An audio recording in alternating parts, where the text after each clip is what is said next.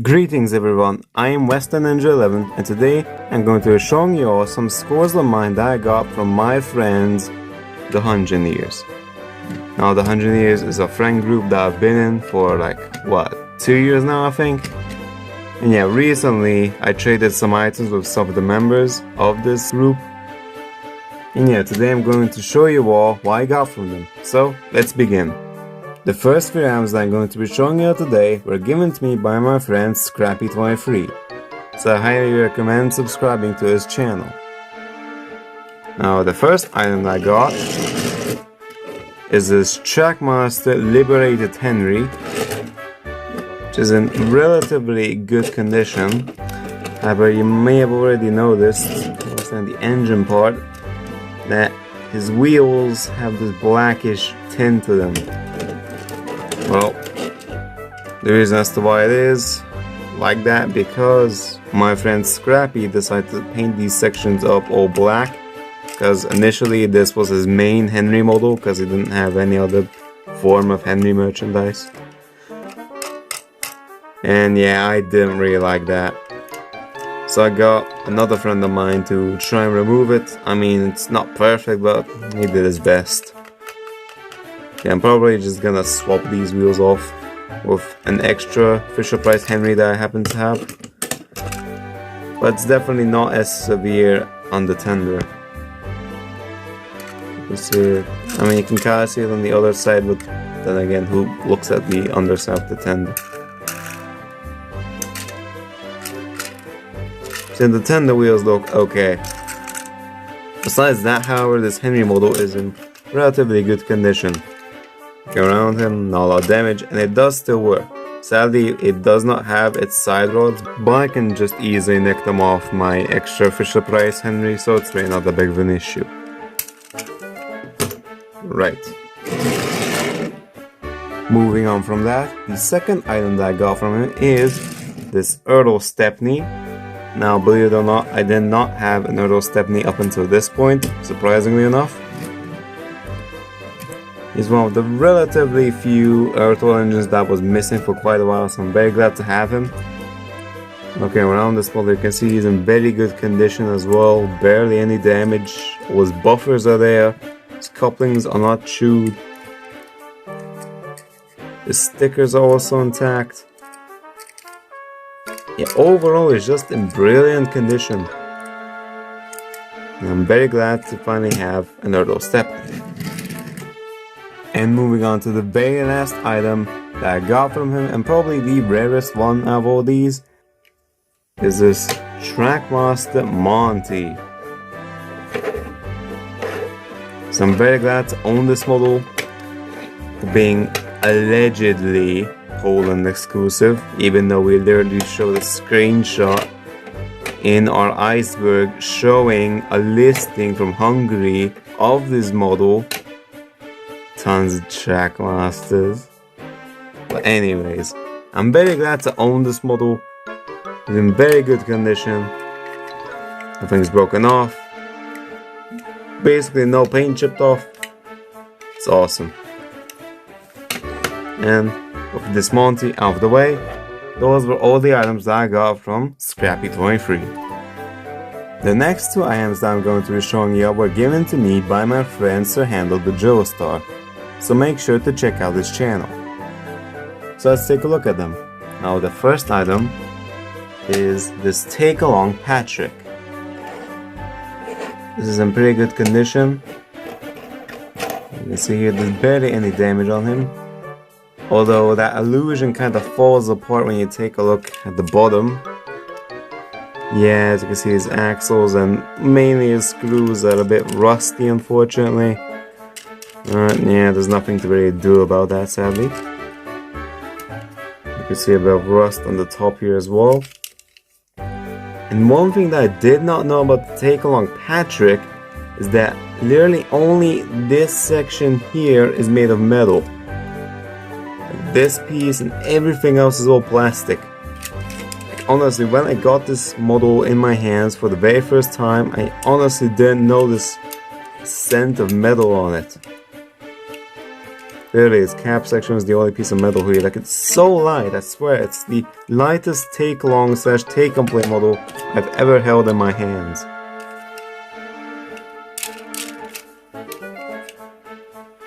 But yeah, I'm very glad that he doesn't have a magnet on the back, since he already has a buffer beam.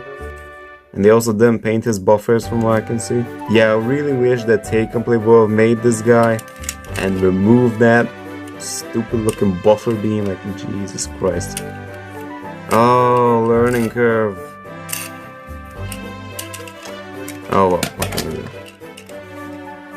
Now let's move on to the other item that I got from him. That being this Trackmaster Working Hard Diesel. I'm happy to own this model because I wanted it for quite a while. However, he does have a bit of a problem with his motor. I'm not entirely sure how to explain it, but it's kind of faulty. Sometimes he starts and moves regularly, other times he gets like stuck. There's also a piece inside him missing, and due to that, whoever owned this originally had to put some like paper in order for him to still work. So that's kind of cheesy, but I already have a regular Trackmaster Diesel which uses the exact same chassis as this one. So in the worst case scenario, I could just take off this shell and plop it onto that chassis and he'll be working just fine. But besides that, from the outside, he's in pretty good condition. And I'm glad to have him in my collection.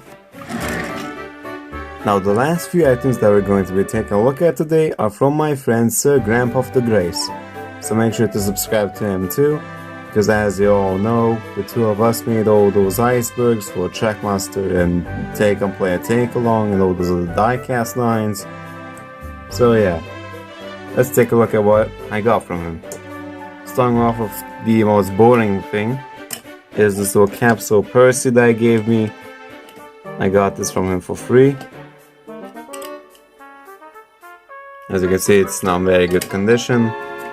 But it's a cute little thing to have. And it does actually work. Kind of. Well, it's not the best. I mean, it worked a bit better in the past. But yeah, as you can see. Yeah, poor guy doesn't work too well nowadays. So that's kind of unfortunate. Oh well, what can you do? Next up we have a 2010 take-and-play Kevin.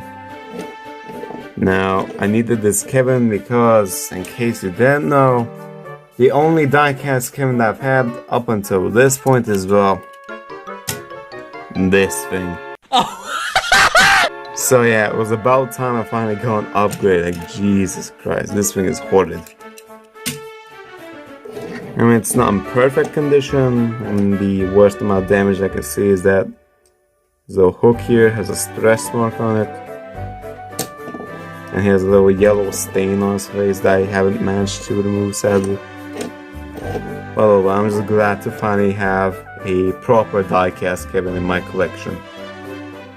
Next, we have a Trackmaster Byron. I really like the look of this model, honestly. And it's in pretty good condition. I mean, the treads are a little bit scuffed up, but I mean, it's to be expected. Because they're just solid pieces of plastic and there are just some wheels on the bottom to help him roll, essentially. And yeah, of course, they're gonna get all scraped, all scuffed up with those little kids.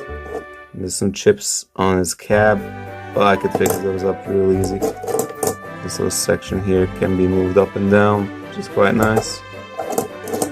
And yeah, I'm just happy to have a Trackmaster Byron in my collection. Next, we have some Tomy Trackmaster rolling stock. First up, we have this little flatbed here that will come with the Trackmaster bell. I actually already have one of these, but nah, I decided to get another one. Because I quite like the look of these things. Like how you can move the ladder here up and down and all around. You can do... No, I can't do a 360, that's kind of unfortunate. And there's also this piece here that can spin around. It's a nice little thing. I mean, it's definitely unfortunate that this winch here is not painted. Oh well. It's still a nice piece of rolling stock. Next we have a Tomy slate truck. Now this will come in a free pack with another one of these slate trucks and a Tomy Duncan. Sadly, Gruff didn't have either of those, and he probably wouldn't have given me the Duncan anyway because he wants to collect the main 7 narrow gauge engines in Tomy Trackmaster someday. Oh well. I'm happy to have this slate truck because this is the second slate truck that I've gotten so far, since the only other slate truck I have is the orange and dark green one that came with Paxton in a 2-pack. So yeah, it's nice to have this. And the last pieces of Tomy rolling stock that I have to show you guys today are these 2 narrow gauge coaches. I'm very happy to have these because I already have 2 of these from childhood, and I also have the motorized one that came with Mighty Mac, and putting those all together allow me to make a consist of 5 of these express coaches. And I actually have 2 motorized Mighty Mac coaches, except one of them doesn't work sadly. So who knows, maybe I'll fix that up and try to do a little 6 consist express train. Sounds like a cool idea to me. But anyways, I'm just glad to have these. Now we've come to one of the most important items that he gave to me, which is an Erdo Boco. Now as you can see, it's not in the best shape because there's a bunch of chips on the side, the stickers peeled off quite a bit. On this side too, tons of chips, and I think there's supposed to be a sticker on this side too, but yeah, as you can see, it's all gone. And well, on the other side, you can see a piece is also broken off there. So yeah, this Boco has definitely seen better days, and he's also missing a buffer on the front. Personally, I'm just glad to finally have an Erdo Boco in my collection, because he was also one of the very few Ertl engines that I'm missing currently. And besides UK exclusive Ertl engines, the only Ertl engine I'm currently missing is Bluebell. So I'm pretty desperate to get one of those. Now the last few things that I got from Gruff that I'm going to be showing off right now are some Trackmaster destinations, so let's get into them. First up, we have this little mine here, or this tunnel. Now this would have 3 layers of bricks which you would put in the front, and then you push this little button here, and then they will fall off, like it'll explode essentially. Now I decided to get this because I thought it looked pretty decent, and it does look relatively realistic unlike most Trackmaster 2 sets. The next destination that I got from Gruff is the Whistling Woods. Now besides the fact that this destination is based off a rather, how do you say it, trash episode, I'd say this is a very nice little destination. There's these trees here that wiggle all about. If an engine comes through and hits the starboard, and this little tree here comes down. Yeah, it's a pretty nice destination, I really do like it. Along with all the details on the bottom too. It's quite nice. So, in conclusion, I'm happy to have this. And the very last items that I got from Gruff are these components here. Now these are components to the Trackmaster Hit Toys Timber Sheds. Now I actually do have a complete Timber Sheds from childhood, however, in case you don't know, that set only had 5 berths, and in the show, Timber Sheds has 7 berths. Ever since calling all engines, of course. So yeah. He gave me this door here, so I can now have 6 berths along with a roof piece. He also gave me another roof piece, but sadly he did not have an extra door. He did not have a second door to give me, unfortunately. So yeah, I'm going to have to find another one of these someday. But hey, at least now I can finally fit 6 Steam Team members into my Timber Sheds. So I'm very glad to have gotten all these components from him. Anyways, I hope you enjoyed the video. A big shout out to all my friends who gave me all these very nice items. And also Sir Handle the Joester also gave me a bunch of Trackmaster track, but I decided not to show those pieces because I doubted that any of you all would really care that much. So yeah, I hope you all enjoyed this video, and make sure to subscribe to all my friends. Their channels will be linked in the description below. So, I'll see you all next time. Goodbye.